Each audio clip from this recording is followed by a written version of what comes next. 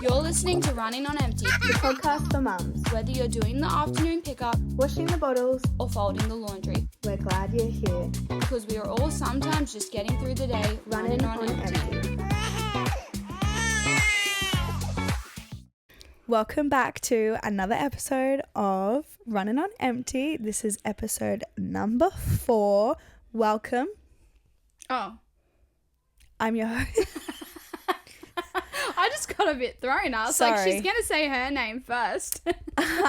I'm your co-host, Sky. I always say Tilly.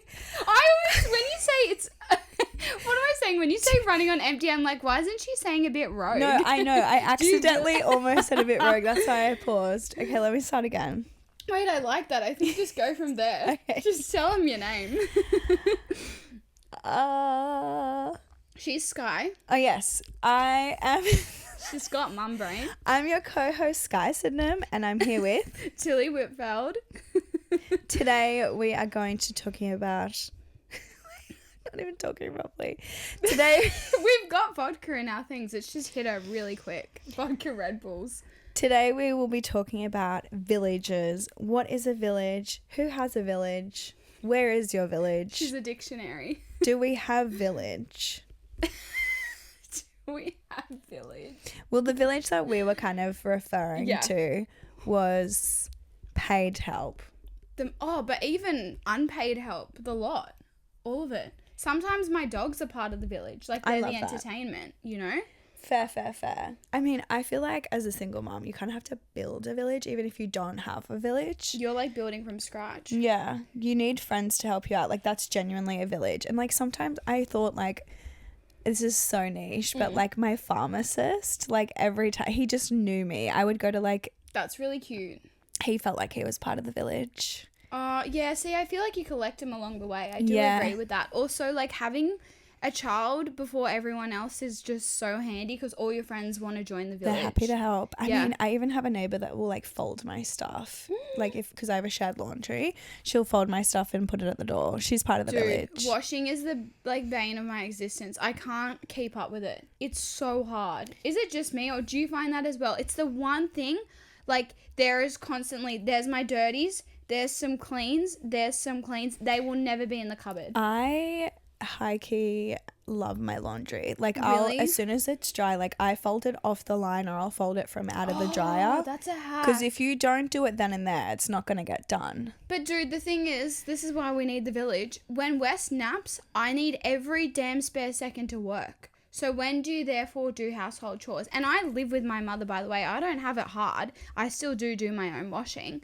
But like, when do you have time? Put him in a bouncer. Well, I sometimes put him in the washing basket. Go for it. Like, I just can't get it done. Nah, with my laundry, it has to be a then and there.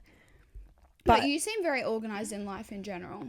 I have to be though, otherwise I'm scattered. Yeah. Well, yeah, when you were saying to me that you live like very like strict and you do everything right, I can understand now since having a child that you have no choice. Yeah. Like you have to develop processes. Yeah.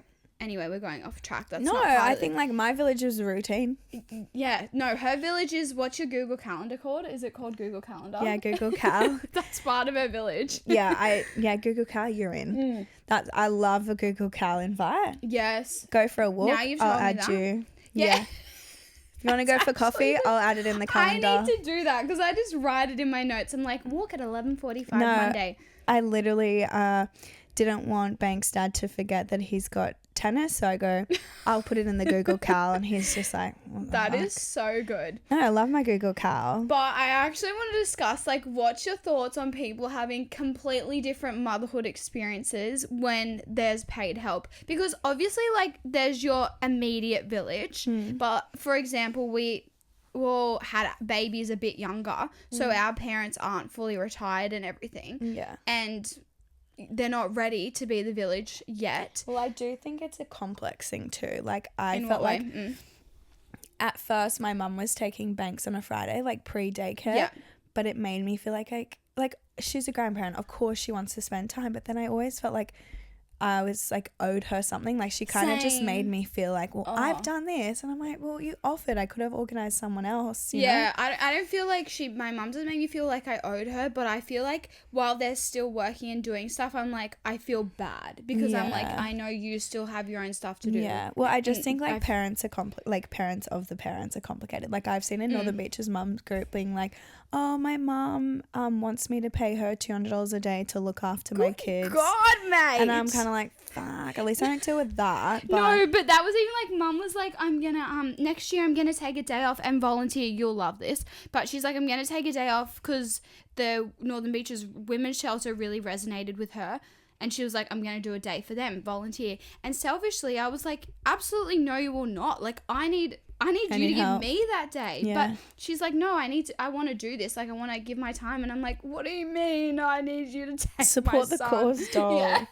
That's like, no, I shouldn't joke about it. But obviously, like, I utilize some of their services. Yeah. And then when I do work with them, like, for like charity events for the shelter, obviously, and I'm an ambassador for them, but they like get me to buy my tickets. And like when I first became an ambassador, I'm like, hang on guys, I'm still using the services. I can't lose, I can't give my last $35 to you guys. Sorry, I need the donations. I am the charity at the moment. I'm not anymore. I can buy my own tickets. It's all good.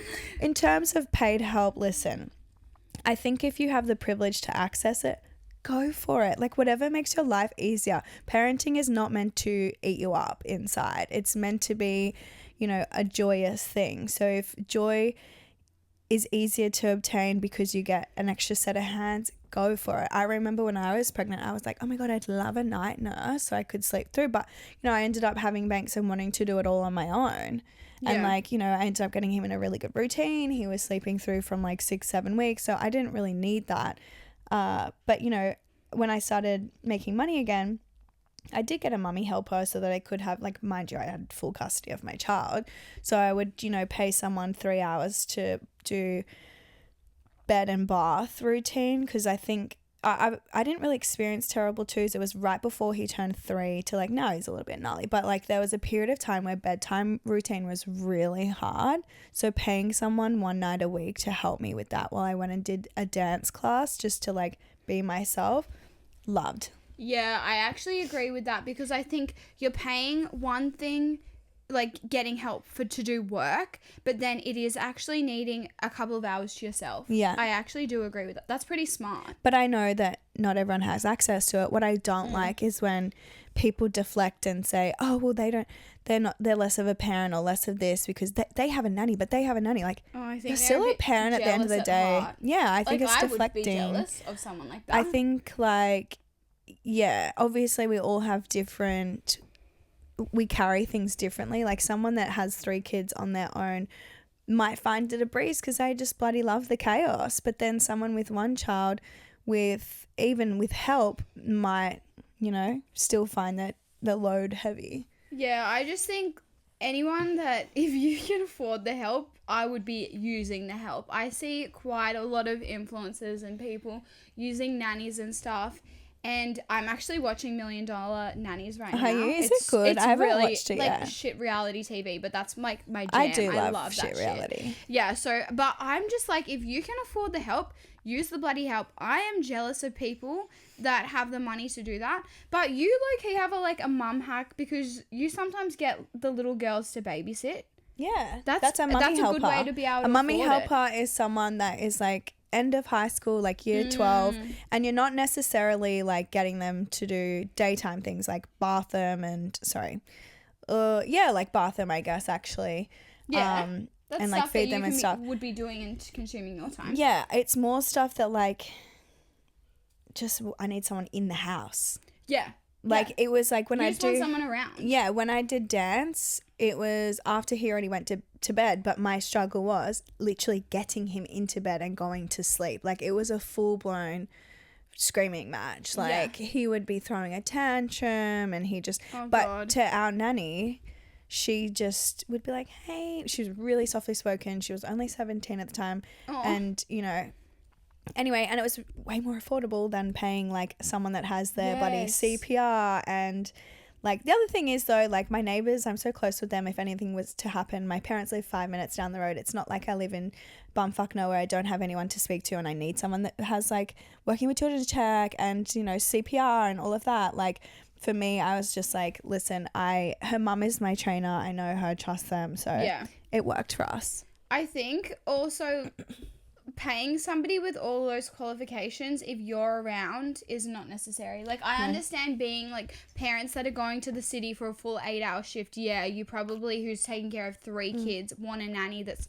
can do their CPR, has a working with children check, etc. Yeah, especially if they're driving the kids around and stuff. Yeah, 100%. I want to know, like, you've got your license. But besides that, like, if you're just needing, that's such a mum hack to just get a young girl. If you just need a couple of hours, because what, $15 an hour? Yeah. Is that enough? Yeah, 15 to 20 max. No, that's so good. But I know that nannies with, like, qualifications, they're 35 upwards. Dude, yeah, and then they add per child. And I'm just like, holy shit. My thing is, like, I'm happy that I started with my nanny because, like, as she gets older and goes through, like she's finished school now and everything. She's growing but with she's him. She's growing with him and our family. So, like, you know, when we go away, she's house sitting. Like, she's not got the time to do nannying at the moment because she's living between Melbourne and here.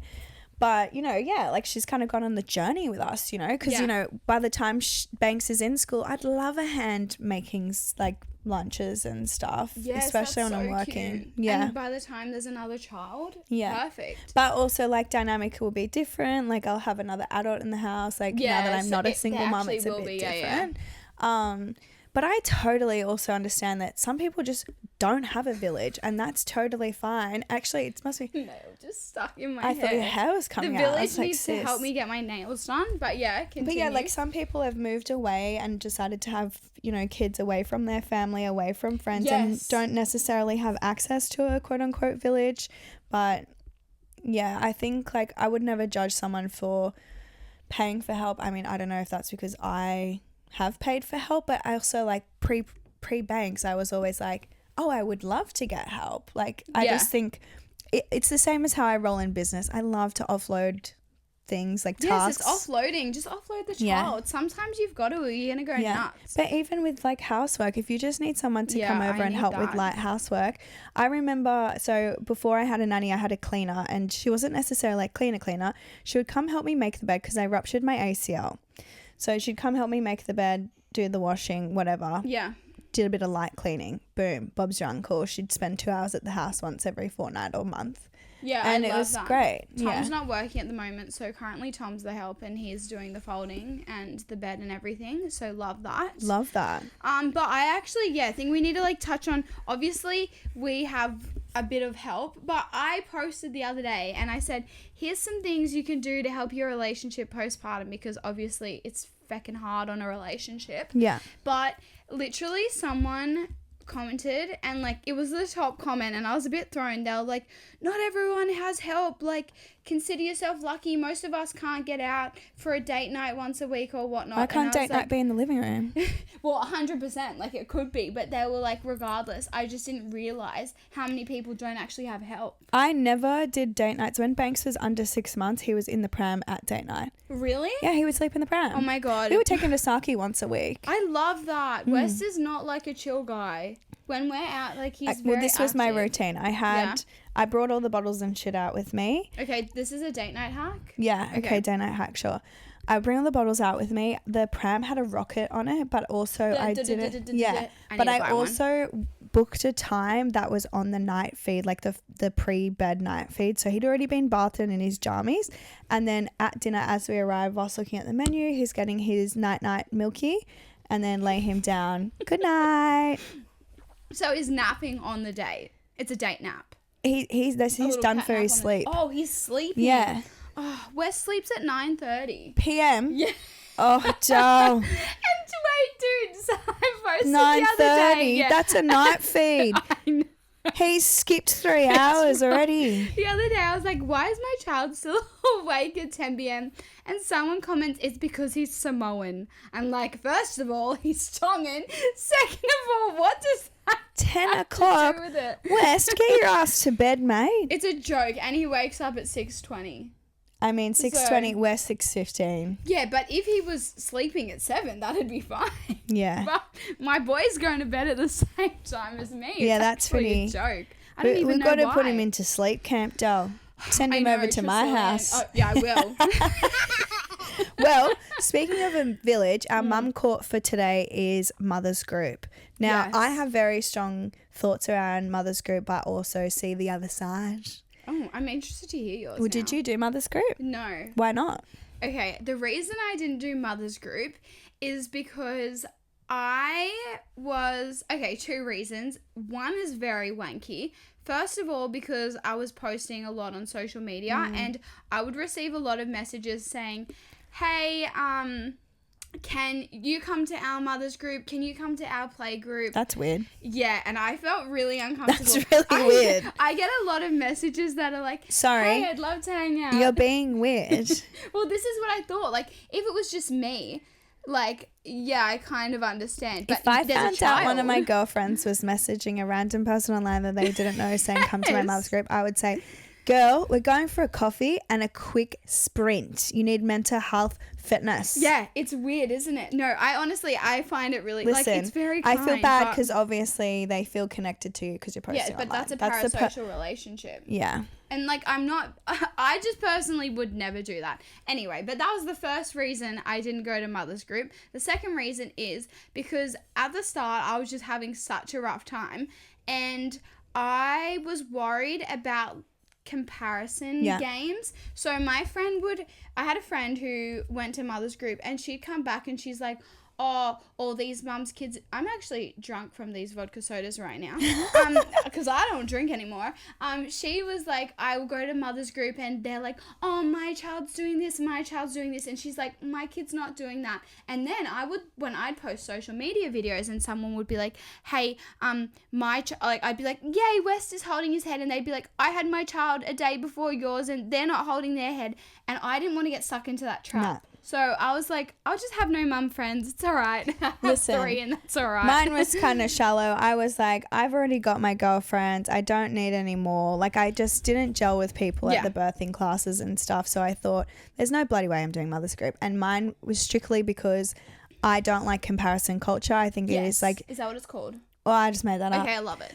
Piss off with your comparisons. Like, I don't really care if your kid can roll. Mine's safe and eating and, you know, healthy as is. But I don't beyond need to... that, like, I don't care if you've got I don't care if your house is clean. I don't care if you have $1 billion. I don't care what your husband earns. I don't care how good he fucked you last night. Like, all of it. Do you know what I mean? She's a bit thrown by that. But do you know what I mean? Like, it's not just the kids. I just it's feel the like some... life. And also, I'm very big on energy, like positive energy. Yes.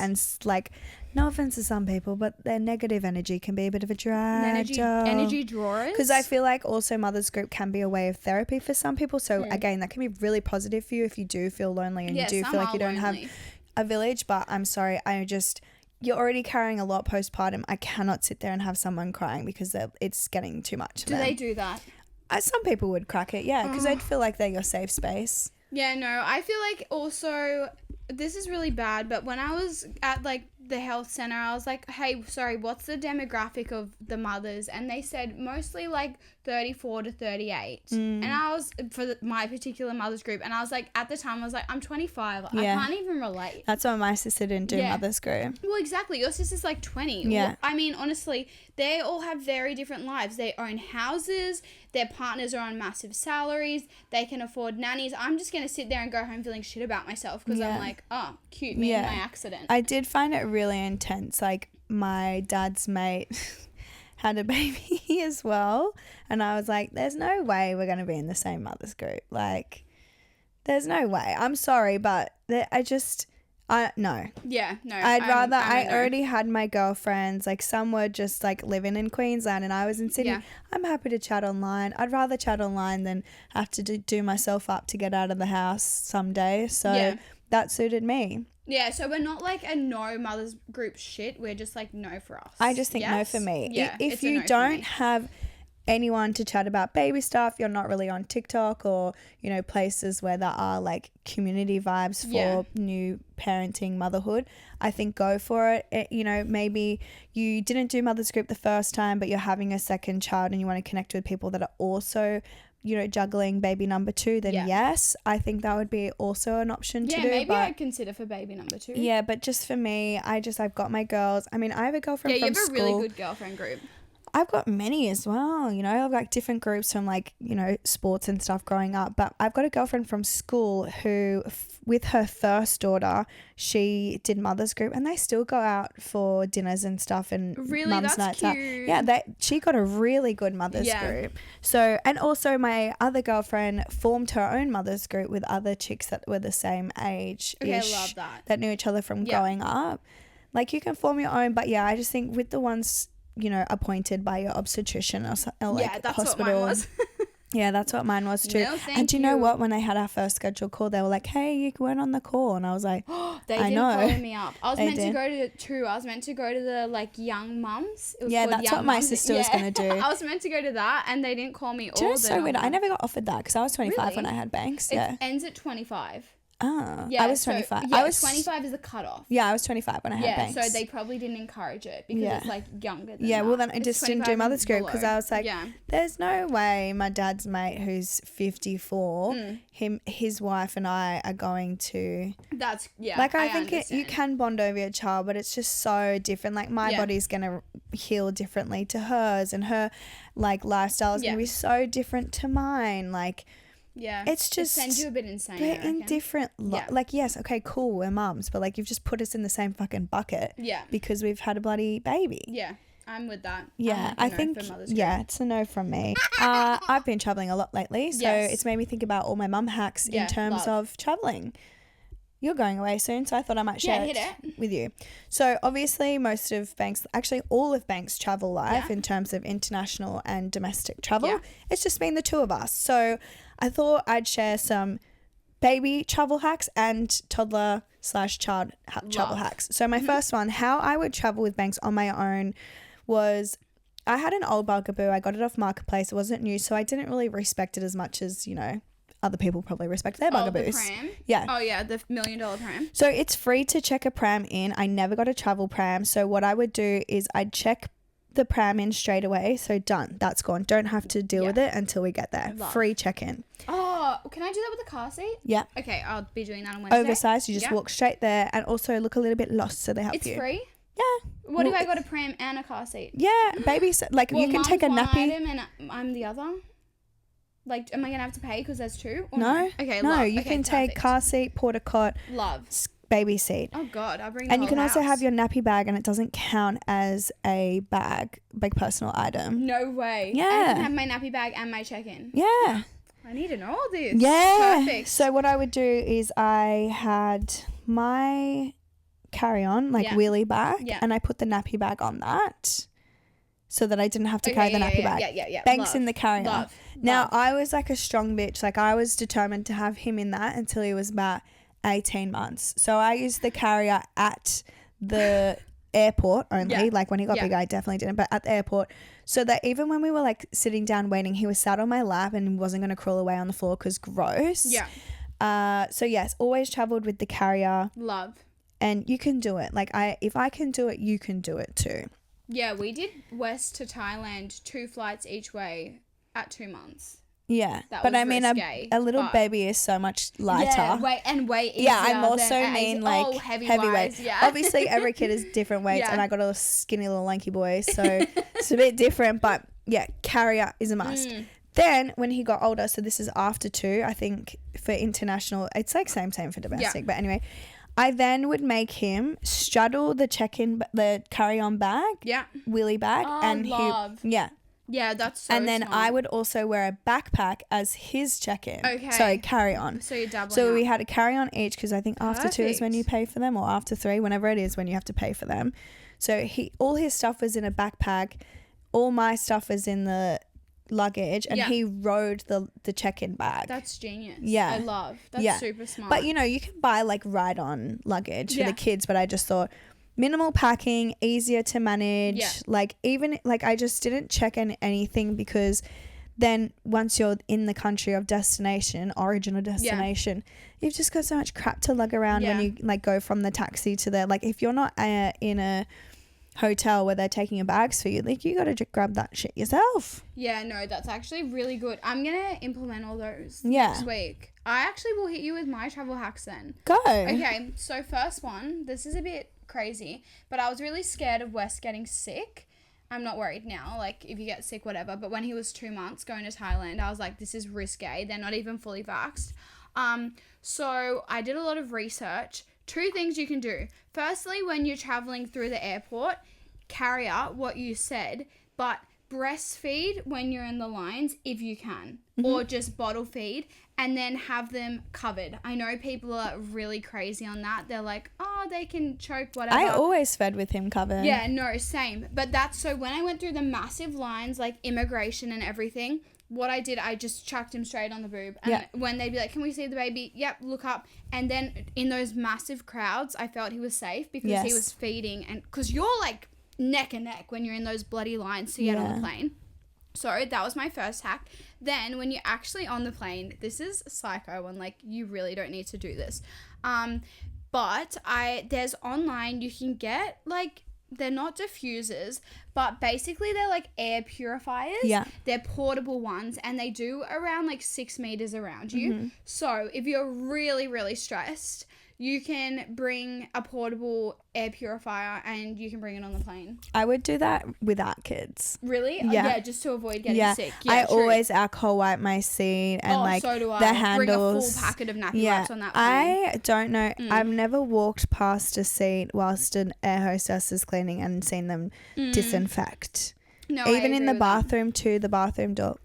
Yeah, no. Anywho. And I always bring, because depending what airline, like you don't know what they're going to give you, I always bring hotel slippers.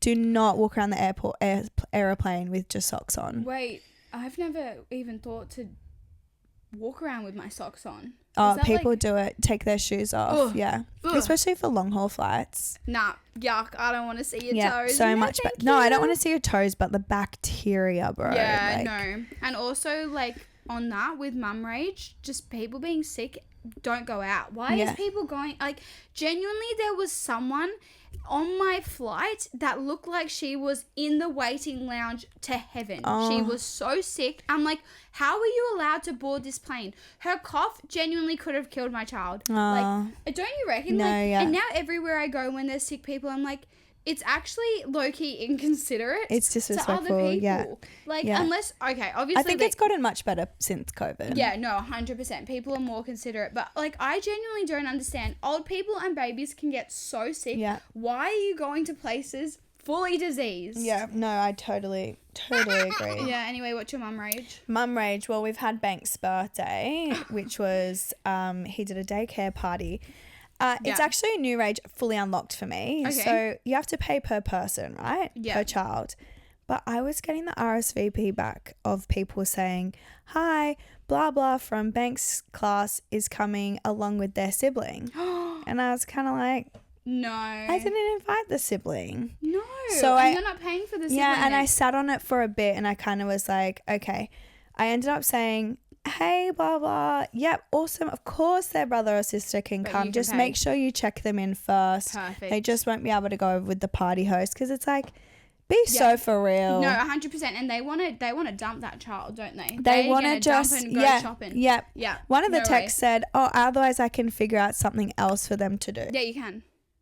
Perfect. Of course you can. No. Well, on that note, that's all for today. Thanks for listening, y'all. And give us a 5-star. 5-star review, please. Yeah, and follow the show. Yes, all of it. Peace out.